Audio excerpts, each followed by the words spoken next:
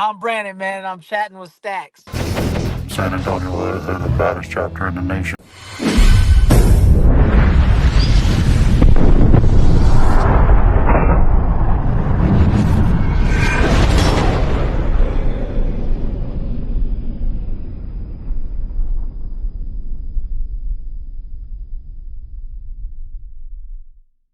Welcome to this episode of Chatting with Stacks. I'm your host, Bill Stacks, and today I got Loco. What's up, man? What's going on, man? Chilling. How you doing? Doing pretty good. Got a good workout in, so started out pretty good. Thank you for joining me. I appreciate you taking the time. Not a problem. So, where were you born and raised? Houston, Texas. And what was it like growing up in Houston? Just a lot of, man, I really don't know how to answer that. Again, I try not to be, like a parrot and be repetitive for what I say, but I guess just plant work and good food, basically how I could really explain it. How'd you get introduced to the motorcycle world? Let's see here. So in my late teens, I lived in North Carolina. I started riding with a guy named Mike Weaver. He introduced me to, bikes in general. He was a bike mechanic. So I had this V-Star 650. It was really cool, man. Custom bobber. That's how I started. But then I started to hang out with some guys, some outlaws, and I found myself at bars and going here to there and just hanging out, really being a friend, not even a hang around. That's how I got introduced to it. But there was quite a few years in between to where I just rode by myself and did my own thing. And when you were riding by yourself, were they asking you to join them and come around, or? Not often. Definitely not the outlaws. They turned me down when I asked about it, and I really didn't ask again after that. But as far as red and gold and stuff down here, I had one support club stop me at a gas station and ask me if I had a Harley, and I said, well, I could get one. And I said, you don't have one? I said, no. And then the old man stopped talking to me, so I guess I didn't qualify at that time. Because you didn't have a Harley? Yeah, so it was a little weird. Why do you think the outlaws turned you down? I was a young kid, man. I think it was a maturity thing. And the gentleman that I was hanging out with cared about me. Me and his daughter were friends. Him and Mike were friends. So he just was looking out for me, bro. I was a really lost young man. So yeah, I wasn't ready for that. I don't think you could be ready for something like this in general. I probably would have most definitely ended up in a body bag for sure. So how did it transpire into you being with the Bandidos? Oh, well, I was with a motorcycle ministry trying to kind of straighten my life together. I figured I'd get with a group of guys to hold me accountable. Ended up not fitting in with those guys. To make a long story short, I went to a benefit for one of the fallen brothers at that time, and I was with the motorcycle ministry. And at that point, I started to really search out, that lifestyle, and ended up calling the president. He invited me out to ride. He couldn't end up riding with me, but he had passed my number along to somebody else, and I ended up getting a phone call. But at the time, I still do, but at that time, here in Houston, Beast had a specific area that they were in control of, and I had happened to live in that area, so there was very little footprint for bandits in my area at the time. So I guess hindsight's 2020. It was a smart move on their end to kind of find somebody that didn't really know much about what was going on and seeing if he stood. It's kind of crappy at the end of the day because my life wasn't really, it was just whatever. If thinking about, hey, they hang around. If he makes it, he makes it. If he don't, he don't. And a little credit to my boss at the time. He was like, hey, man, you're not going to get much slack. You know the rules. If you die as a hang around, you're not getting a bandit funeral. If you die as a prospect, you'll get your bandit funeral. So he was pretty blunt with me, but it took multiple events and some violence to happen before anything was actually just kind of. I had to keep pressing, like, hey, what's going on? And yeah, it was different. It was different. So are the Beast and the Bandidos, are they enemies? Are they not cool? Like, Yeah, it's pretty well known, bro. Beast is always been, not always been, from what I understand, because I wasn't there in the beginning, so I can't speak out of turn. But from what I understand, having friends in the Beast now, and then also old brothers of mine, we'd talk about it on the side. It was kind of a taboo subject, but some people, were just open about it if they were there. And a lot of the old schools told me, hey, those guys used to fold our T-shirts and this stuff. I don't know if they folded T-shirts, but our support club, maybe it could have been like a sly, comment, real slick, right? But at the end of the day, I believe the true story is, and I trust who I trust at this point, even though trust is not the biggest compliment to use for this kind of lifestyle. But I'd say they started out as really doing dirt, and they did the dirt. They did the main things for the bandits at one point in time. And I know people don't like to hear it, but it's the truth, I believe. And from things that I put together and the people I've talked to and the way things go, how strong they stood their ground at times. Not everybody, but at times, most of the time, if you encountered some on my end of the world here in Houston, they stood on business pretty well. And like I said, not a lot of guys really would admit that, but they're a lot stronger in this area than given credit. You don't see bandits out here much. Before you're getting involved, are you getting in trouble? Are you going to jail and getting Oh, arrested? Like, oh yeah. I was in and out of county, man. Just silly stuff, violence, and just dumb stuff, man. Um, yeah. just was a pretty lost person. I don't look at that as a badge of honor or anything to be excited about whatsoever. I was the same way, man. I was searching for something. I kept getting in trouble in and out of prison for years and years. I didn't get my life together until like 6 years ago.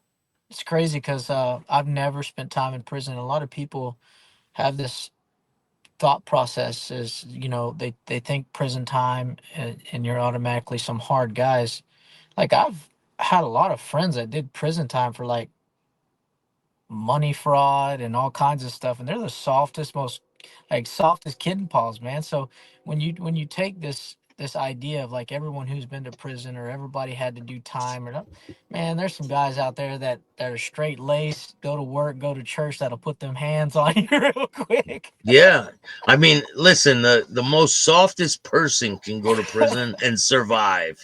Yeah. Like when you go to prison, there's cornballs in there, there's Oh janitors, there's every type of person in prison. Junkies, they're not all hardened criminals. It's not like that. no, man. And the guys that I had, it was funny because I was surrounded for a while with, I don't want to speak out of turn, but I was surrounded by a lot of people who did a lot of time for a lot of bad things. And what most people don't understand is you can basically tell if somebody, it's a little psychology for you if you're interested, but you can tell if somebody's willing to do something crazy by the amount of time they've already spent. And you'll find the people that are more willing to rat or snitch because they're on their last strike. They have a wife and kids now. They've established family. They have a good job. Most of these guys come out of prison are making bank. They have a plant job. They do this and that. So people misconstrue the idea like those guys are doing big things. No, no, no, no, no. It's the guys with no records that haven't been slapped on the wrist. It's the guys that are willing because they don't know the consequences for themselves. They see this guy that just came out of prison, not realizing that RICO has changed, that not realizing that censuses has changed with gang offenses. They're not understanding these things. So when you put two and two together, and if you're somewhat intelligent, you start to see the light. Unfortunately, it took me 3 years to recognize that. And I think I did. I think it was easy to ignore it based off of whatever hate I had in my body or, making things personal, pride. There's so many stupid reasons I did that. So when you start hanging around with these guys, is that when you start seeing the violence? When you're just hanging around, or are you a prospect? I got into my first fight as a hanger, and it moved me up pretty quick. Can you walk me through it? Well, yeah, it's pretty silly, but I laugh and people get on me like you laugh, you don't regret that stuff. I laugh out of embarrassment. I laugh out of so let's cut the chase on this. And I laugh because it's like when you come out of this lifestyle, you don't really see yourself doing it anymore. You're like, man, what did I What's do? that So thinking? anyway, Yeah. yeah, I had a rabbit moment, but so I went to I was at the Galveston rally and they invited me out there and I'm pumped, man. I'm like, let's go. And they debrief everybody. Hey, the island's ours. If Beast is around, you know what's up. Smash on sight. Don't let them guys walk around Galveston. It's a bad look. Yada yada yada. And they're like, hey man, you're a hang around. You don't get into bandit business. You let the one percenter stay one percenter. You're not a one percenter. They talk like that. But it motivated me to kind of like, oh, okay, bet you feel that way. You think it's because I'm a hang around. So I was already just motivated to find trouble, right? So I get out there and some support guys came up and was like, the hang around still over support. When you're official hang around, you're over support too. They kind of look at you as the big brother out here.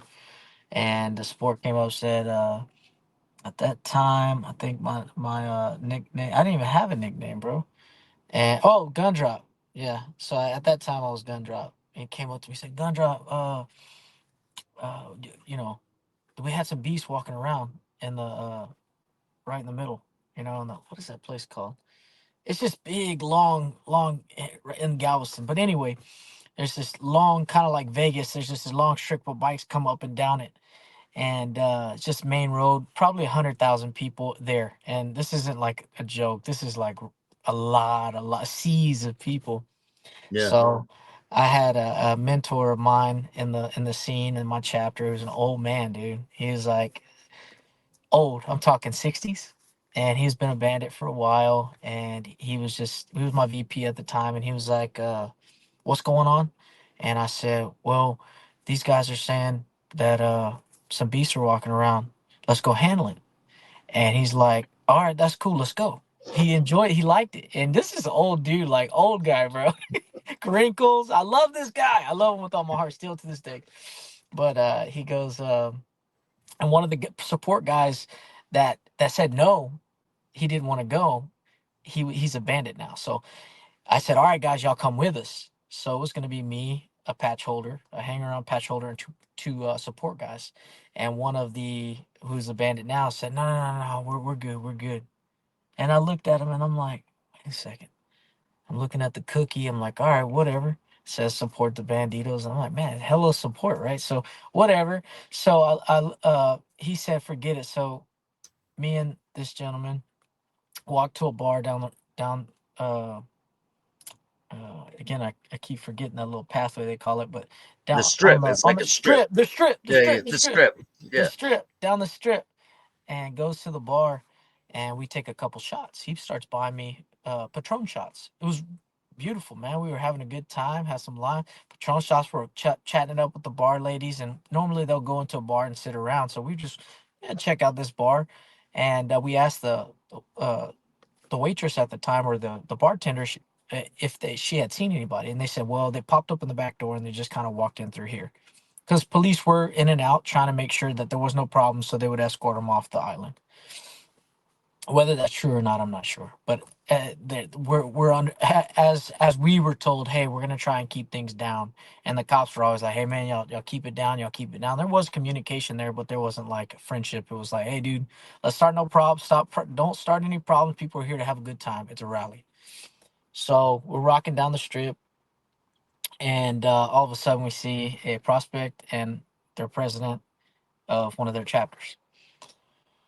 And my heart starts racing a little bit. I'm walking next to the patch holder, and I'm like, all right, so what do we do? Do we just, bum rush him and start smacking down? Do we do whatever? And he's like, all right, take it easy, take it easy. So we walk down, and we get like, they start to pass us, and we get within like punching distance. And I'm expecting the patch holder to just, my VP to just punch him, right? Because he's me mugging him, and they're me mugging us. Like, they're just walking. And the patch holder goes, and boom, like spits a loogie dog in the eye of the president. Right here, just talking about like, let it fall down his face, bro. It was so gross. And I'm like taken by it. The prospect's taken by it. The president's taken by it, wipes his face, and he keeps walking, bro. Wow. Yeah, he just keeps walking. So we start walking, and I look at my VP, and I'm like, what the heck happened, bro? And he's like, I don't know. So we go in. He's like, let's just go get some cigarettes. And I look back at him. I said, hey, hey, bro, they're sitting at this pole right here with their backs up against the pole a couple blocks down. And I don't know if they made phone calls or anything. I can't tell you that. And he said, well, let's go back. So we double back. And as soon as we got to him, the president looked at me. I didn't even do anything. He, instead of hitting my VP, he straight crow hops me in the face for his for his sins. I'm Yeah. like, so he crow hops me in the face, and I start beating him down pretty bad, bro. I pick him up, throw him on the ground, and I get on top of him, and I'm ground and pounding this dude, and the crowd turns on us completely. Security, the crowd, everything turns off. My VP has the prospect by his shirt like this, and he's got his hands in the air, and he didn't want nothing. Like, he was one of those kind of guys that didn't want nothing to do with it. Country boy, just didn't understand the beef. Like, had no idea. He had his hands in the air, and I'm on top of his president, and all I hear is gun drop, we gotta go now. And my VP's hollering at me, and I'm screaming, and I'm freaking being dramatic and fighting. And so now the crowd's trying to pull me off of him, and everything else, security, and we take off down the seawall, or not the seawall, down the strip. And we there's like an alley, so we go to the next alley, and we have chapter booths there. And Fort Bend chapter, not Fort Bend, Battleground chapter was sitting at a booth. And Ray, rest in peace, one of the brothers who passed away on 45, he was like, hey man, what's going on? And I said, hey, I think I messed up. I beat up a beast. And he said, oh, okay, okay, okay. So he take your cut off. So he threw me in his car, and took me off the island. And it got super like intense. A couple groups of beasts came back and started uh, like harassing, I guess, other chapter booths and stuff. And nobody knows what's going on. My boss at the time got told, I don't know where my VP is. He left me straight up. I turn around and he's gone, like gone. And so I'm looking for whomever, and then that's when I ran up on Ray. And so he helped me get away. The next day we came back, and Nationals came into town, and the Nationals said, hey, who did this? So my boss got with me and said, hey, when you get before Nationals, let them know, don't make these little, because I'm a very, I use my hand movements. I'm very eccentric and excitable, and I'll get pumped up easy. Yeah. And he's like, hey, don't do any of that. Everything you're doing right now, because I'm pumped, and I'm like bragging and stuff. Everything you're doing right now, you need to stop. And he's like, you're going to talk to Nationals, and they're going to ask you some questions. So that's when I met my second boss at the time. I said, man, I think I'm in trouble. And he was from a different chapter, a little harder chapter. And he said, what happened, bro? And I said, well, this is what happened, yada, yada, yada. And he said, oh, no, you're not in trouble. Give me 1 second. So he walks up to our sergeant, our national sergeant, and he starts talking to him. There's multiple national sergeants at the table at on the Strand, at a bar that we go to. Out of respect to the bar, I won't mention the name, but it's a pretty famous bar that the bandits always go to. And they're sitting there at the table, and I'm a little nervous. My boss is kind of standing back, and uh, this other patch holder has brought me to him. And they said what happened. So I replayed the story, but I did exact opposite of what my boss had told me not to do. I'm like, hey, and this happened, and this happened, and this happened. And I could feel my boss just like beaming, dog. He's like, dude, you're an idiot. And then I started to give my opinion on what we should do. and this and that. No. Duh, bro. I'm like, hey, we can't let them treat us like that. They're on our island. I'm new, bro. So I was being a stupid kid, man. I was telling everybody what we should do and just kind of giving my little 30-second speech, man, to these nationals. And He said, "I eventually, loved it. I love this kid." Right? That guy. Yeah. yeah, I got a lot of love, man. So the national sergeant walked up to my boss and said, "Hey, prospect him." And at that time, I was like 50 days as a hang around. So And as you're a hang around, you're wearing a cut. Is it a you're wearing a cut? a cut with a bar and shield that says, support your local banditos. But it's in the bandito colors, not support colors. Oh, so you're above a support club member. Anything hang arounds are above support. Prospects are above. Same thing. You still as a hang around, you don't. It's not like you get. I mean, I never tried to wave, like run around trying to act tough. Anyways, I was just down, excitable. Happy to be there. Kind of situation. And I was nice to everybody, like nice to all the support clubs, which worked out later on as I became a bandit. And even through my prospect period, support clubs were willing to help me. Really cool guys. A lot of support guys I hung out with more than my actual brothers because they were so just there was no pressure. It was Yeah, like, yeah, and they'd come to my house and come over and eat. Like I have a bunch of support guys in the yard with a bunch of bikes, and we just had fun. We went places together, and I can't tell you how many times I had a good experience with support guys outside of, you know, and not even just doing bike stuff, just coming over and hanging out, man. Families doing different holidays, and it was fun, man. I have a guitar at my house full of bandits, and I have another guitar full of signatures of everyone who came to my house. I'd say, here's a permanent marquee. I want you, marker. I want a marquee. That's Sharpie. Sharpie, Sharpie, marquee, Sharpie. God. So they had a permanent Sharpie, and I'd say, hey, sign your name. So I have a guitar full of bandits that's signed all over it. Then I had a separate one for support because some bandits didn't like that. Like, hey, that's not. So it was. I had two guitars that are just hanging on the wall, full of memories and stuff. So, That's um, cool. yeah, it's really cool. It's really cool. So what happens when they give you this? You're a prospect. What's that feeling like It when they sucked, give you the bro. It's prospect? not fun at all. Yeah, everybody who says it was such a great experience, yeah, it was horrible. If you, I tell people, if you prospect the right way, it was miserable.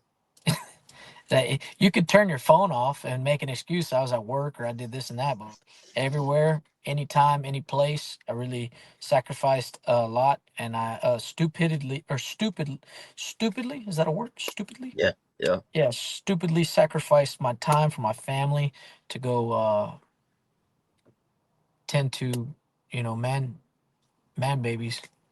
They couldn't run their own errands, and they had to, oh, I can paint my house by myself, or just stupid stuff, man. It wasn't about being a brother. It was about people being lazy, and they wanted a little slave. It's not about earning no. People say, oh man, it's showing that you're a brother and that you're a good brother. No, it's not. It's the same guys calling you for the submissions, dog. Like, it's the same people.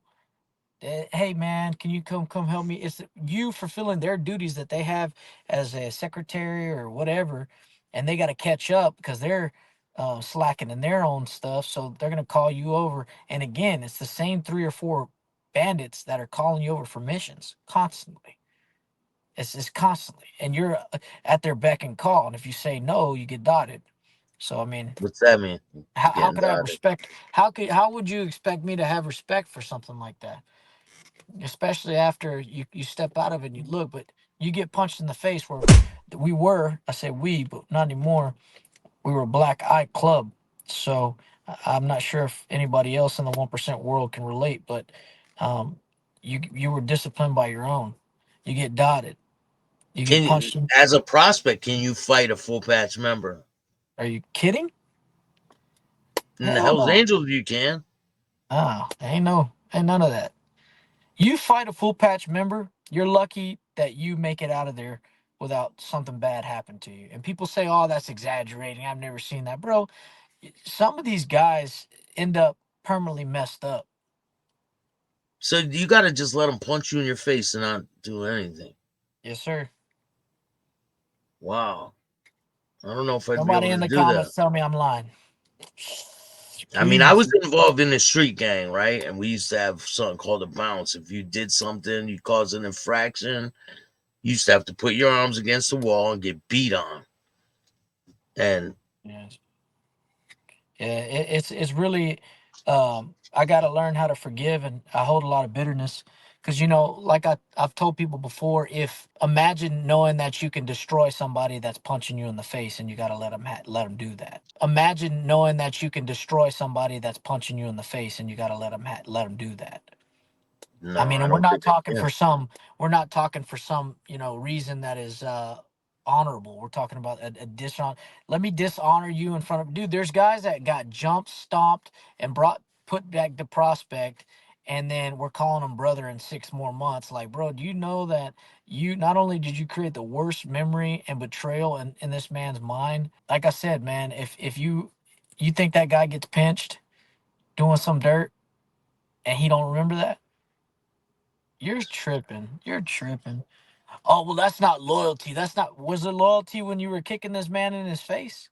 Took his bike, took everything from him, took his patches, what he earned. It didn't matter if he could have did some real dirt. It didn't matter.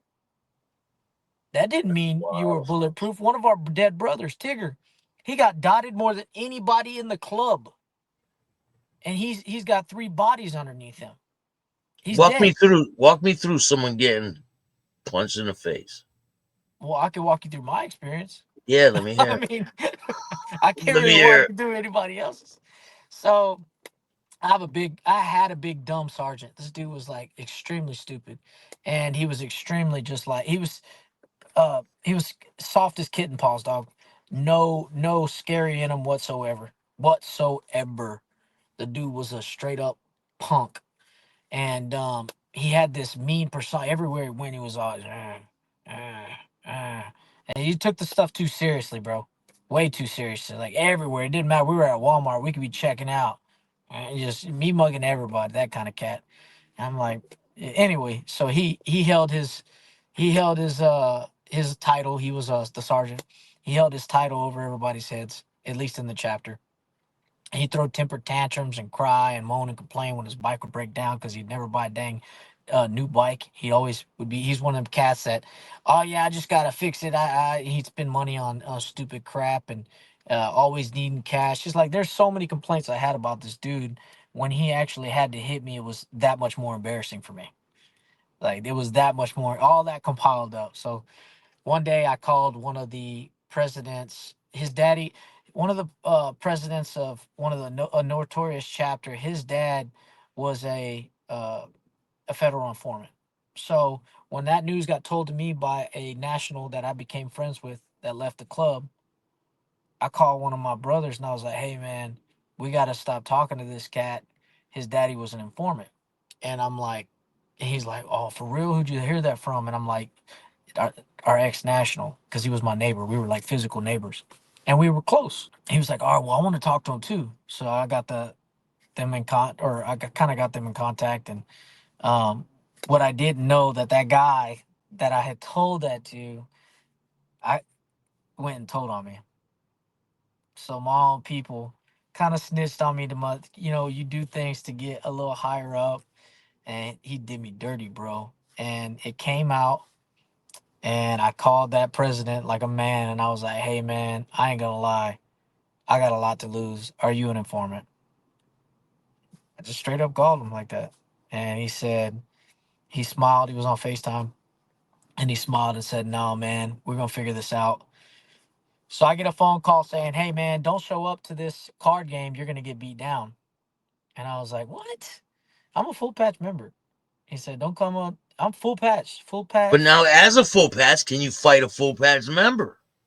That's getting not a president, big dog. Not a president. That's not an offer that was given. You don't just go offering. Imagine you say, "Hey, well, can I fight you?" And they say no. You see how things can kind of escalate from there. Yeah. You see what I'm saying? And he had like a cult following too. His chapter was not only his chapter, but most of the nation is real. They're on his balls like a lot. He's like the savior. Makes sense, So that you know? that matters. The popularity and the person Yeah, matter. yeah. So we end up getting there. They take it was like a court. It was at a small court to the side of the bar in downtown Houston, and they take me over there, and it was kind of like everybody's nervous for you, especially people that care about you, because you have to see this a lot. And so when you see somebody you care about kind of get ushered around the corner into a dark spot, and a bunch of sergeants and people that are notorious for handing out punishments get to have their fun for the week. So I go in there and I stand up straight. My boss is there. He threw me straight under the bus. My boss, he's the one who told me not to, like, people are telling me not to show up. Like they're gonna take your stuff, they're gonna leave you with bike lists. And I'm like, all right, whatever, man. I'm just gonna man up to it. The guy who told on me didn't even show up to the card game. Yeah, didn't even So, show up. but what about the guy who told you this information? What He happened was to my him? boss. Oh yeah, he's been out the club. No, he was Oh, already out so the he club. wasn't in the club. He was out No, already. yeah, he wasn't. He was out already, but that was a national. So when it comes from somebody of that reputation, you go, man, hold up. Your heart kind of skips a beat, right? Yeah. So so I get pulled around back, and he had his sergeant, his favorite butt buddy or whatever, next to him, and he was like, "Hey man, so I hear this, this, and this, and we've already talked on FaceTime. Things changed quick. His tune changed, motives changed, and it was like, oh, you just wanted to get me here. Cool, bet." And I said, absolutely. So and so told me this, and this in front of everybody, just like, and so it got super awkward for a second. And he's like, you know, this is going to be really bad for you. I was going to drag you through the street, which he couldn't have done it on his own, but all those guys could have very much did it. But I was going to drag you through the street and embarrass you. But because I respect you, I'm going to let your boss figure out what he wants to do with you. And my boss, being the pansy that he was like, you put me in a bad spot, man.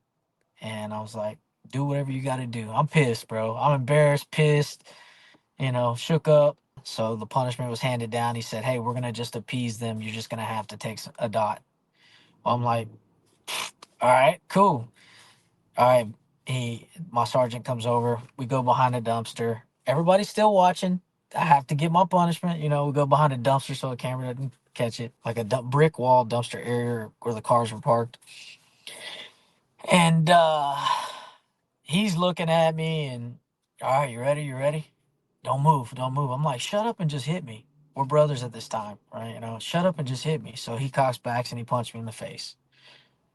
He looks at me. He's like, it didn't black. So it's got to be a visible black eye. So I'm like, dude, I'm covered in blue. Like, you ain't blacking me. It's already blue, you idiot. And I said, just do it again. Do it again. So he had to keep punching me until it blacked. And then I How many looked at my times he hit you? How many just times? twice, just Yeah. twice. And Yeah. he said, which was awesome because one of my brothers I love very much. I watched him get smashed, bro. Oh my God, relentlessly by his essay, and it was they had a beef with each other. He was still a prospect, and it was brutal, bro. I mean, we're talking like, you ever seen a Pumpkinhead? Yeah. Yeah. Yeah, What yeah. was It was that like over? What was that for? he had a beef with him. He just had a beef with him. He didn't like him. Yeah. But anyways, I pray that guy gets out.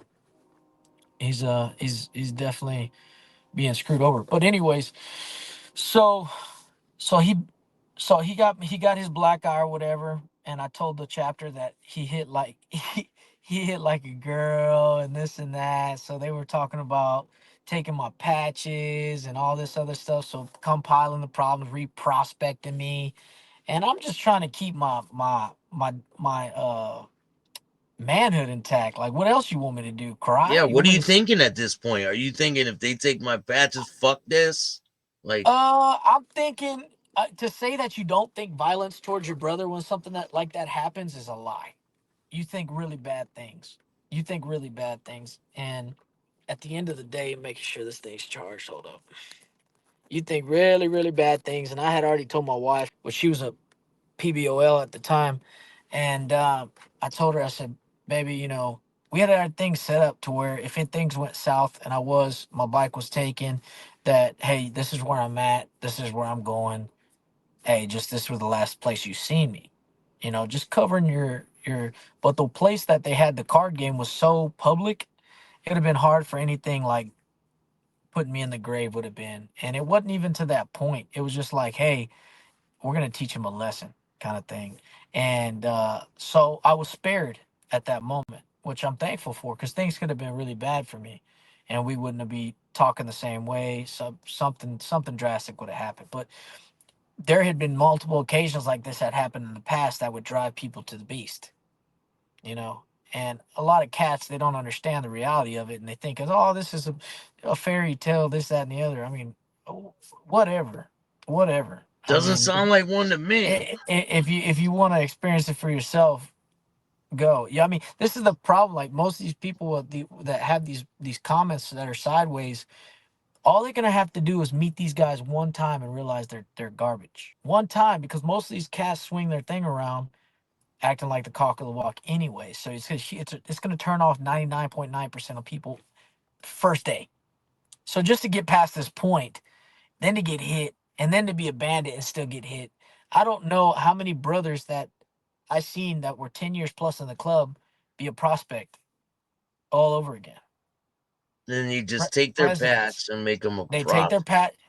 all their patches back, make them prospect again. Who will do that? The whole And then they'll club as make a their then whole? they'll make their new patches their president. So it's about an embarrassing thing. It's a slavery type of slavery. It's constant embarrassment. It's constant uh disrespect. It's degrading, man, and it makes you feel like, well, how do you keep a slave a slave? It's like if this gorilla knew, right, that he could get out of this enclosement, like you put him in this barbed wire fence, and all he sees is this fence. He doesn't realize he can get out because I'm gonna prod him. I'm gonna every time he does something wrong, I'm gonna slap his hand. Whatever the zookeepers do to keep them things thinking that they can't get out, whatever they're in. That's the same kind of concept with these clubs. Yeah. We're gonna do this. You're threatened. You're this. You're that. You're this. You're that. And then on top of that, you have people that have done dirt. People know too much. People this. You gotta hold this over their head. They've maybe done stuff they don't want their wife to find out. They've this and that. Whether it's bribery or it's all around just disrespectful. And it's not a brotherhood. I know that there's elements to this lifestyle that can seem brotherly, but at the end of the day, it really isn't what it's shown to be. I don't care what 1% club you're in. And I talk to Vagos, I talk to Hells Angels, I talk to Outlaws, I talk to HAs, I talk to everybody now, And a lot of the guys that are still in the clubs say the same things are happening where they're at. And they have not left yet. Imagine that.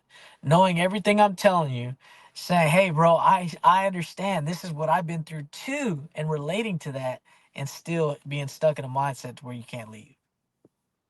Like you're trapped. It's Like you were in fascinating. the club when you did your first interview, right? I was 30 days out the club. So you were fresh, 30, fresh a out the month and a club. half. Yeah, something like that.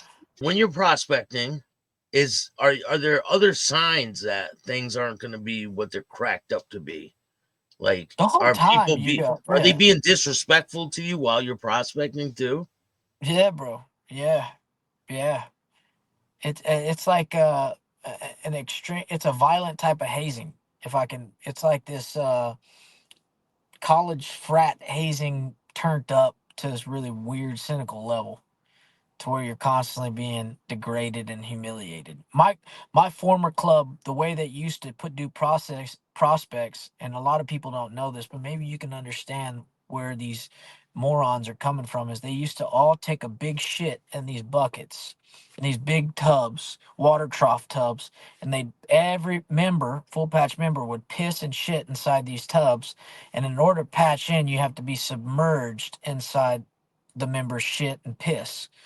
And That's how. That's what people say. Legacy.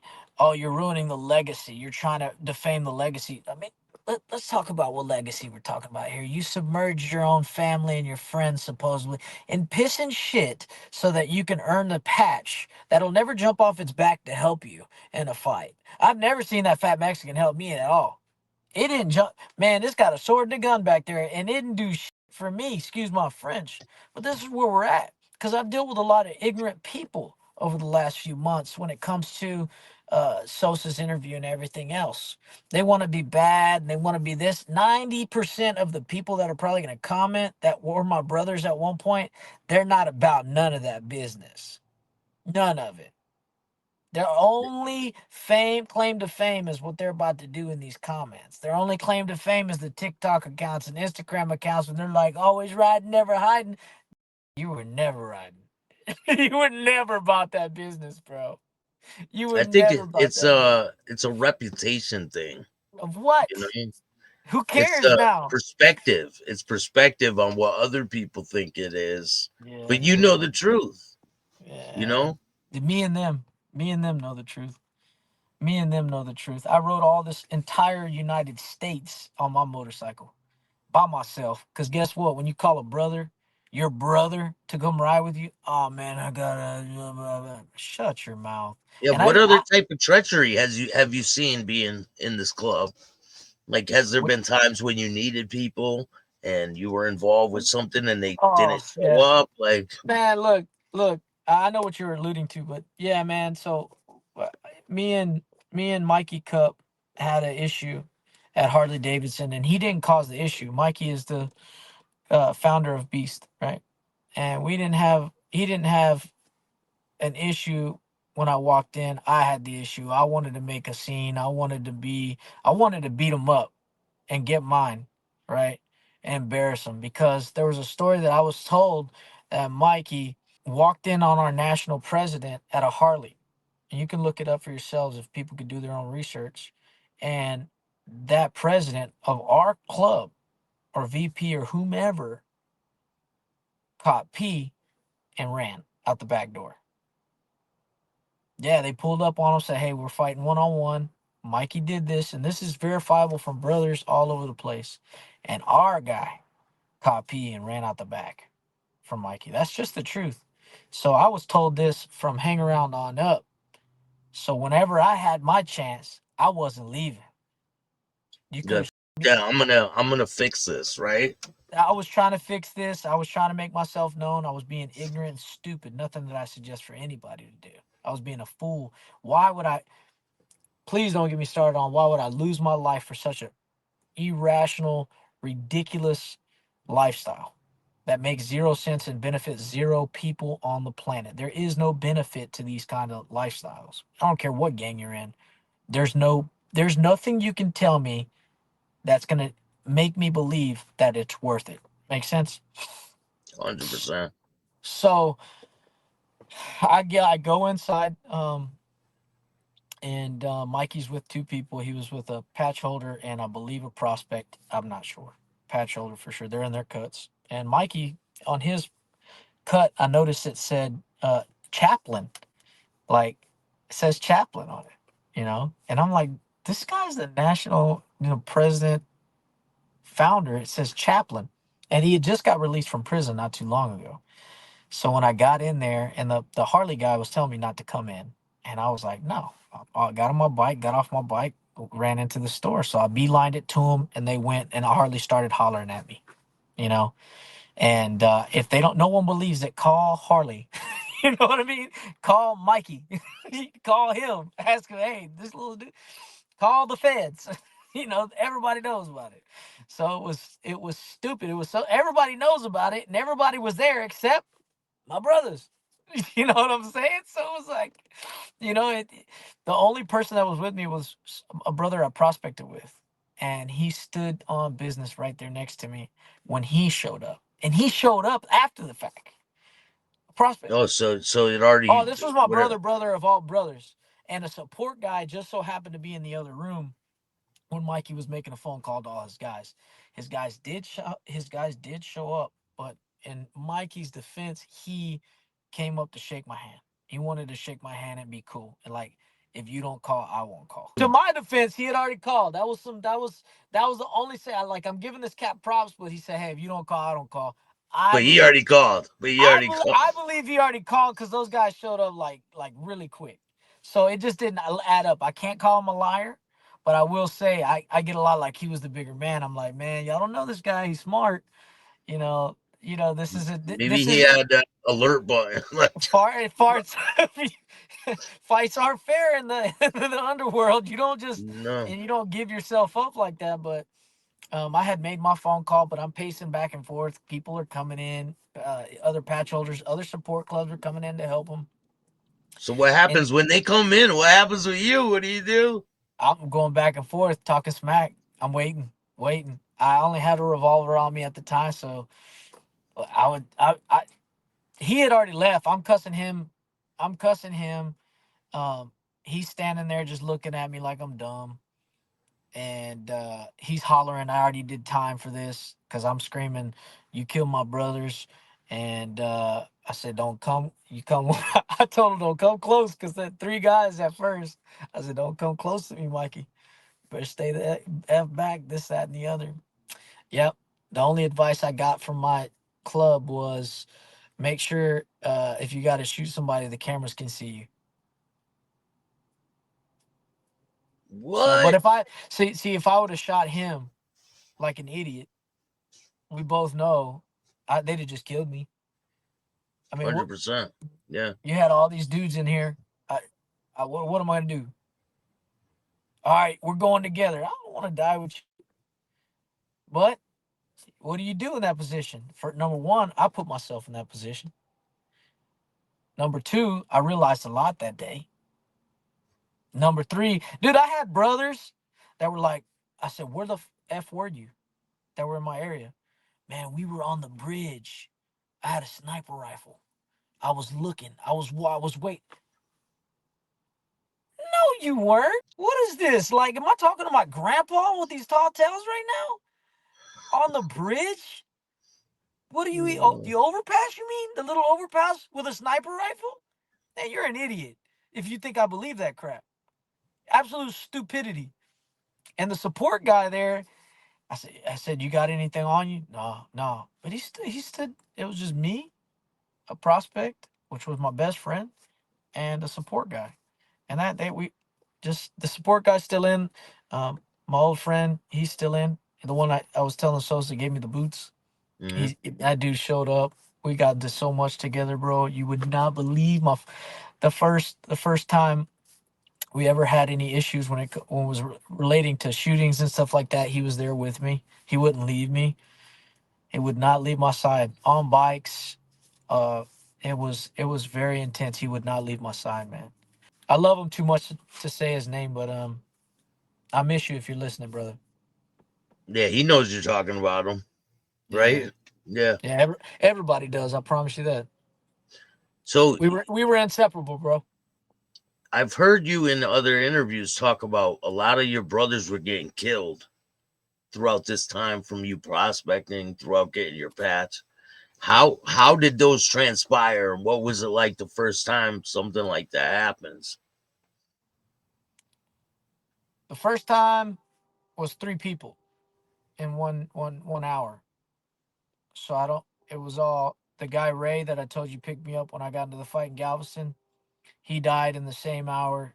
Andy died that same hour, and Tigger died that same hour. And I got sent to the scene to take the bike from the scene so that the feds couldn't recover it. So my club threw me into everything. I was on a bike while things were just going nuts. While I was on a shot up bike with cats shooting people up on that on highway, trying to run from the scene just to make sure a national was bikes wasn't going to be towed.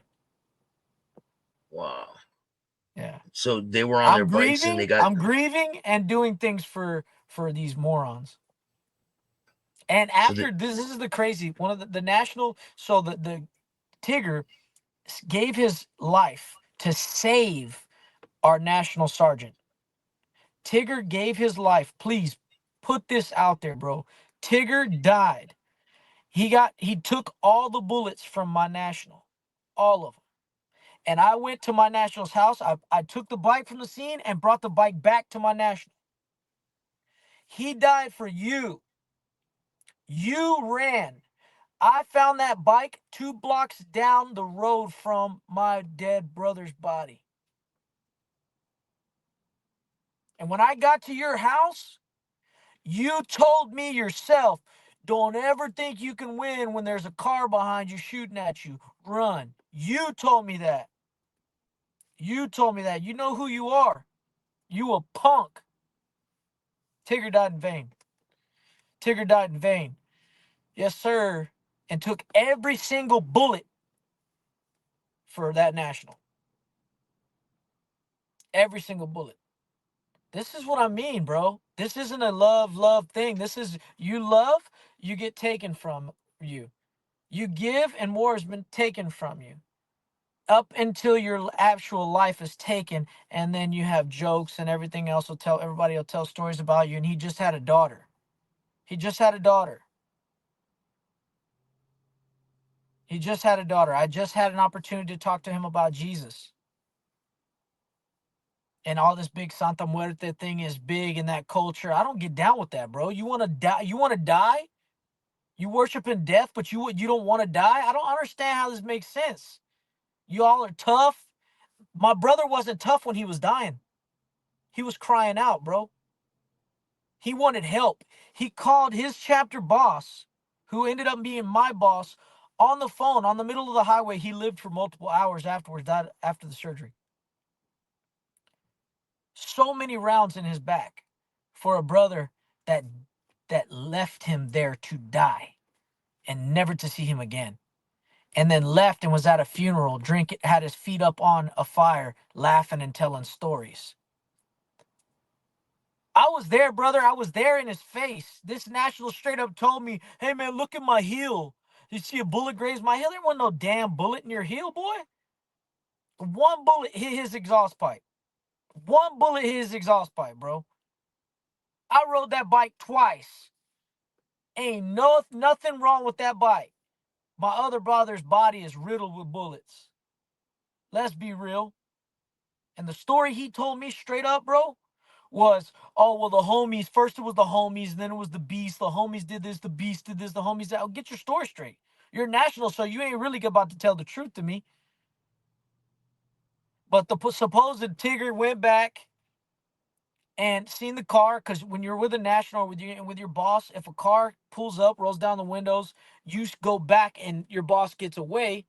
But bro, most of the time, you ain't got a boss that caught pee like that. People want to argue and hey man, that's not true. That's not true. It's true. And that man was stripped of his national ribbon. He was no longer national after that because a certain chapter who I don't agree with, but they had all the legs to stand on this situation. They're used as cannon fodder, so they use other people as cannon fodder. That's the truth. People don't like that. The truth is very unpopular. Then I'll be unpopular. Because I was there. Three of our brothers, I was texting my dead brother as he was dying. I was texting my dead brother, as one dead brother's right here. I was texting another brother that, hey, bro, they're coming. He's dying. And then the brother next to him dies. All in the same day, and I'm a prospect. And, oh, you want to be this tough guy and live this life. Half of y'all 1%ers that's been in this thing for 10 years ain't even seen a quarter of that. You ain't seen none of it. Let's be real. Not all of you could have been in some serious stuff because you're all free. Either that or you're a snitch. Pick one.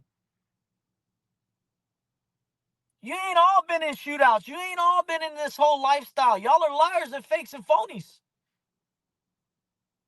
I promise you that. Or they don't ride. They don't ride. They don't rep their clothes. Half these cats don't. Man, bro, I was glint, bro. I looked like a dork with all the red and gold crap. I had red and gold on my nutsack, man. I was running around with red and gold tassels, red and gold this, red and gold that, looking like some dang cheerleader. And then you got these old school cats talking about, man, it ain't wise. Well, then why do you do it? If that ain't wise, the whole thing is stupid. If that's not wise, you want to be smart, but you're still dumb? How is that possible? You got to know when to do this and know when. Bro, then half of the time you're a bandit, and then half the time you're a punk. All right, cool. I'll take punk. You're not my brother no more. Leave me alone. Don't give me advice. How about we quit together? If you want to be smart, let's talk about smart. Smart's leaving. Oh man, he did this the wrong way. Well, do what? All of it's wrong. What legacy are you leaving? What legacy are you actually leaving with this lifestyle? The truth hurts. You're wasting your time, your resources, everything, and then you're going to end up either in jail or like our brother, dead, and gets no respects after that. Brother, I had a president, Chepo. Chepo, you a punk. Chepo was banging his wife months after he died. The president of Baytown chapter was smacking cheeks on our dead brother's wife. Yeah, this is brotherhood. This is brotherhood. We got whole countries, whole states burning. We got people, we got real problems to take care of, and we're over here dying because of stupid colors. Man, piss on your colors. You wouldn't have done nothing for my family if I'd have died. Y'all all expected me to die. Y'all all expected that I'd be dead already. Let's be real, Stacks. Really? Sounds like it. Sounds Right? like it. Yeah. Right? And then the same people that I loved, let's get to this point. Forgive me for taking over for 1 second, bro. Nah, But you take as much let's time as you need, man. get to this point, bro. So after I decide to leave the club, how come my enemies are gonna tell me, we've had your address for this long? We had it from this person, and they've been talking to us for this long. We've been buddies for this, all this information. Well, show me. Okay, here's the proof. Wait, your enemies show And then you I proof. call, and confront my national vice or my national sergeant at arms. The moment that happened, and said, "Hey," cursing, throwing profanities at him, mad. "Hey, you piece of baba baba! I gave my life for this, this, this. How in the blank? Hey, brother, I'm quit already. Calm down, brother. We'll get this straightened out. Just meet me here." Nah, homie, I'm not meeting you nowhere. Brother, just meet me. Man, I love this club so much. Yada yada yada. No, bro, and we talked for days and days. They had a national meeting. Come down to Houston. Don't let them fools lie to you guys. If you're a bandit, you're watching. I tried to make peace. I was talking to the Nationals for Beast and talking to the Nationals for Bandidos, and I tried to make a peace treaty after I left. Not wanting to be back in this bull crap. Still tried to make peace. Because how come and I gave up the names, and the Beast gave up the names of the people that was talking to them? Superman, what's up? Mexican Bear, Tough Guy Bear, having communications with people on the side? You a liar and a phony, bro. Whiplash, my boss, all the time, bro. I was getting forwarded his message as he was in real life messaging these guys. And then I'm sending all this to my nationals, all swept under the rug. Yeah, dog. And you wonder why I'm mad. You wonder why I decided to go on SOS. Oh, this will all die down. This will all die. No, no, no. And there's people right now snitching on every single one of them. Every single one of them. And it's all coming out because people are getting picked up all over the place. They're getting picked up all over Houston. And guess what? Your boy didn't do it. You got your own problems over there, big dog. I tried to tell you guys. You bunch of dorks.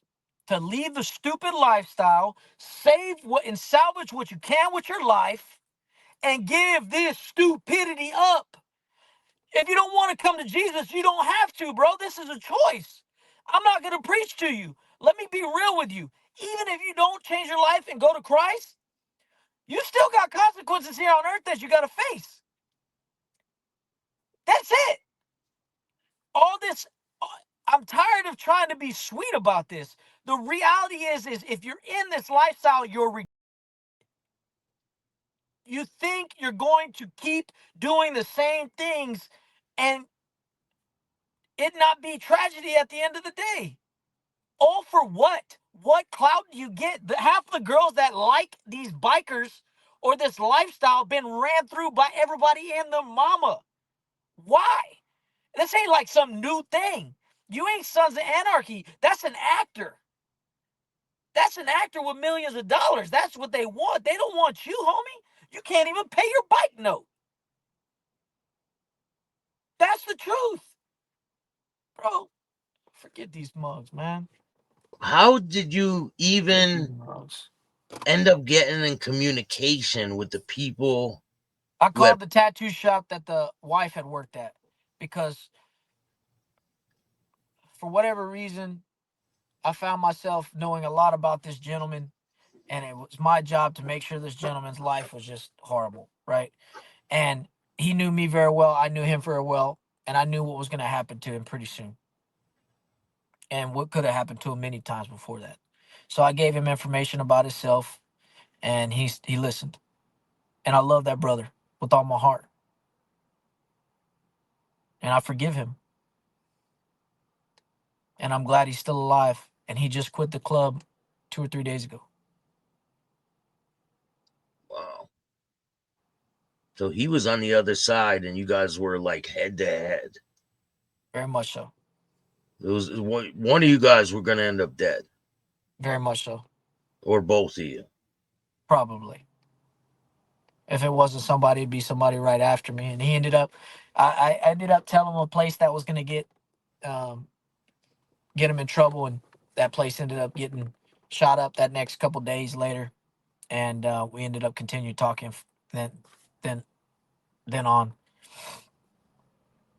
Because you seen you were real. Well, at first we were very standoffish. We still are. I mean, we communicate on a regular basis, but we're very standoffish. We haven't met in person yet. Yeah, You it's still hard, man. you I've still been invited. leery, right? I've been invited out there, and I don't want nothing to do with the lifestyle. I'm not talking like this and then gonna go jump into something else. It's stupid. No. Um, it's I get invited out there to go hang out with him. I said, man, brother, look, uh, why don't we do this? And he's like, bro, I trust you, I trust you, and it's always that I trust you, just to see, just to see. And like but I respect that, and we'll keep that respect level to one another. But I love him very much. I care about him, and I mean no harm to him. So in his time, when he's ready, and when I'm ready for that matter, and on our both of our comfortable playing fields, maybe one day we can come together and show what true brotherhood looks like. Looking past our differences, looking past the dead people. You know, he lost his baby brother, his biological baby brother, to my club, my former club. Yes, sir. And that was a tough one. That's huge for you guys to be able to come together. It's gonna be great, man. And I try so hard, brother. I'm a fallible human. So if you don't see perfection, it's to be expected. But I try my damnedest to represent Christ and to show love in the best way that I can, man. But it gets hard sometimes, brother. It gets hard when you have a lot of people that refuse the truth and believe the lies. And they're always constantly constructing different scenarios. Oh, well, maybe this or maybe that. Just take it for face value. There's no good that can come out of this when it comes to me. What? I'm not getting paid for this. My life's at jeopardy every day of the week. You want to talk about waiting for something, brother? My 10 toes have been down since I left since I left this club. Bro, they've been down since I started Sounds like hanging out with before. the Sounds like they've been bandits. So down I told before you people, started. I was like, there's no difference here. I'm not making myself any, it's not helping me any. It's helping you if you listen. If you listen, but it is what it is. You can't look, no matter what, I've come to understand that if the consensus is agreeing with you, you're doing the wrong thing. If there are mass people agreeing with you, it's not, it's a lie, bro. The truth finds itself in groups that are very, very small. Yep, What did you leaving the club look like? like this. Can you walk me through when you finally gave in your patch and said I'm done? I was supposed to do something bad the day before. I got tired of being I got tired of being a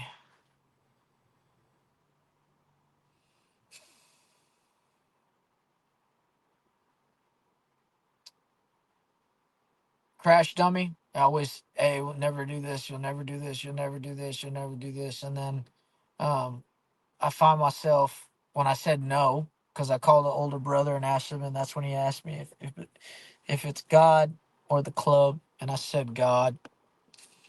I didn't. I was still called over there, so I agreed to go through with it. But at the end of the day, it ended up not panning out because the person I was with uh, was like, "Hold up, just wait." Um, and then I realized after that it was the last chance I had to be home with my family. And do you tell them let's meet at the club? And do you give in your patch? Do you Oh say no, I'm I called a done? prospect that was I was trying to mentor. He's now a bandit. He turned into a dork. I guess that stuff makes you feel like you got a cape on or something after you put it on. I don't know. But like people who aren't about that business feel like once they got the patch on, they're automatically about that business. And it just didn't make any sense to me. But anyway, so he got like that. But I called a prospect, said, "Hey, come over," and I had all the stuff all ready for him. And he kind of like got shocked, and I said, "Just do everything the opposite of how I taught you." And was he like, what the hell are you doing?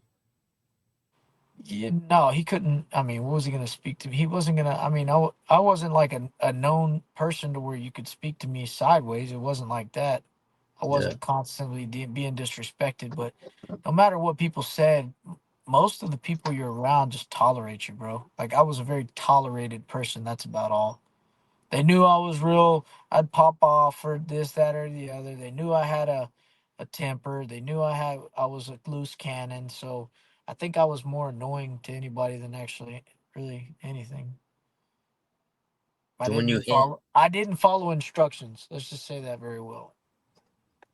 when you hand in your patches, do you get a phone call soon after? I got a text saying, uh, "You're safe. Go be with your family." I took that as a threat. So here we are. Now, what does your future look like? I want to be in heaven with the Lord. That's the only future I care to see. I want me and my family to be with Jesus forever and to spend eternity with no more tears, no more pain or sorrow, and to be set free from the life of bondage that I've lived for a long time now. But I guess in an earthly way, I want to be at peace. I want to bring as many people to that place I was just telling you about as possible. People are tired of fake. People are tired of these evangelical preachers that tell people what they want to hear, and nobody has problems or issues, and everything's going to be okay. But sometimes they're just not. Sometimes they're real life situations, and you got to kind of walk through the fire, and sometimes you never come out. I'm not going to tell people what they want to hear, or that's going to be okay, or that things are going to get better. Maybe they get worse. But at the end of the day, what I want for this life is to prepare people for the next one. Do you regret joining the club? You ask your question. You answer your own question, Stacks. So let me rephrase it. You regret joining the club is a statement, right? Well, thank you for the laugh, bro. There's probably someone right now watching this that's in the club that maybe they feel trapped. What would be your advice to that person? You're a slave to something. So, I mean, if you want to be there, if you want to continue on in this, and you want to act like it's not causing you harm, pain, or everything's fine, go for it. I'm not going to force you. Just know you're a fool.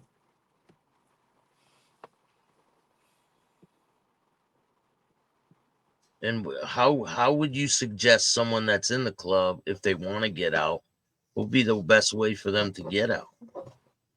Take your cut off and give it to your president like a man. Give it to whoever. I don't care. Give it to the prospect, but do it like a man. Leave. You came into this freely, and you can go freely and accept those consequences. Because obviously there's going to be some, especially if you decide to speak on the hypocrisy and the truth. You ain't got to do this to leave. You could just go. If it ain't, you ain't about trying to pull anybody else out. But I've taken a lot of people with me, bro. Taken a lot of bandits with me. People have left after Quite a, you left. quite a few. Quite a few. A whole Hmm. chapter of support and multiple bandits. Wow. Yeah, and more to come. You know, God's not finished in their life, in a lot of these guys' lives, but uh, but for some, it'll be the end of them, man. They might survive this year, but you know, bullets don't care who you are, what family you have. You know, if they need you, if they don't. Other clubs have out in good standing, out bad. What's your status? I would say it's probably bad. I mean, I'm guessing. I'm gonna throw that out there. It's probably bad. I mean, do they, like when you were in the club, would they say that this person's out bad, no contact? Oh, you're asking for the sake of the. Well, yes, that's a out bad situation. Uh, for everybody, there's no such thing as good standings in the Bandidos. Not since I So left. they can't retire. Like No, there's if no they such put thing as retiring as a Bandito anymore. really. Correct. So what do they do when someone's like 90 years old? They're still riding around on their bike. They die, they get buried, and all their stuff belongs to the club.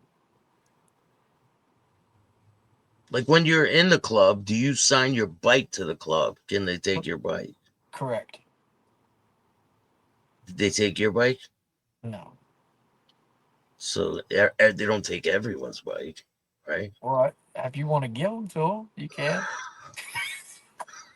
I know quite a few Hell's Angels that said, "Hell no, you ain't taking my bike. I'm keeping my." Well, whenever they get that feeling in their body to come retrieve it, then come on. You Man, can't you kill got a a dead wild, man, brother. You can't kill yeah, a dead man. you got a wild story, man. You got a lot of information, and we'll do this again. You got a lot of information to get out there. Yeah, man. Well, I love you, brothers, if you're watching, and for all those of that don't know me, man, feel free to reach out. Like I said, I talk to every 1% club that represents in the United States now. I'm not going to go around saying your name, guys. I'm If you're looking for somebody who truly is not going to feed you lies and BS. I'm here for you, prospects, hang-arounds, people who are just inquiring about the lifestyle. Hit me up, and even people that don't like me, I don't care, man. If you got something to say and you're in the club, and you know, I'll talk to you too. Um, it don't matter. Hit me up. I guess on Instagram, the real Brandon Hantz. I'm on Instagram. You guys can come see me. I was on TikTok doing the TikTok thing. It was cool, man. For a second, I wasn't talking Sunday, about it's gonna club. be gone. Sunday, Yeah, no I more wasn't even talking TikTok. about club stuff. I was just talking about like I like doing news. Like trying to leave that life. You know what I mean? Totally have more peace of mind and just doing different things, man. So I don't do a lot of. I did speak at a church for the first time a couple days ago. I was invited out by a church to speak to the young people and to maybe the people in the church. So that was beautiful. It was wonderful. Felt like I was at home, you know, doing what I was finally finding a purpose, helping Yeah, people. So that was really cool. I enjoyed that experience. I'm just so not polished, bro. no, you I'm do rough. YouTube. YouTube. I'm I'm rough around the edges. Man. See, I did YouTube for a minute, man, but I get so down on myself when it comes to I've lived such a horrible life and I've made some really poor decisions that I just felt like I wasn't qualified to continue to give people advice. So it's been tough to stay on a righteous path for me. So I'm gonna continue to do my best and give God glory whenever I do something right, because it sure as hell ain't me doing it. It's not about perfection. It's about being the best at whatever it is you can do, man. Doing Yeah, your best. It's not about perfection. yeah. That's for We're all the gonna keep. the fakies on the internet claiming their lives are great and you know. Yep. And this Keep on world's keeping on, full of bro. hope. One step in front of the other, right? Definitely. Well, I look forward to speaking to you in the future and hearing more of your wild stories. I'll put a link for his Instagram in the description of this video. If you like this show, hit the like button, subscribe, hit the notification bell so you can get my videos every time they drop. And if you don't like this show, too fucking bad. Start your own podcast. Peace.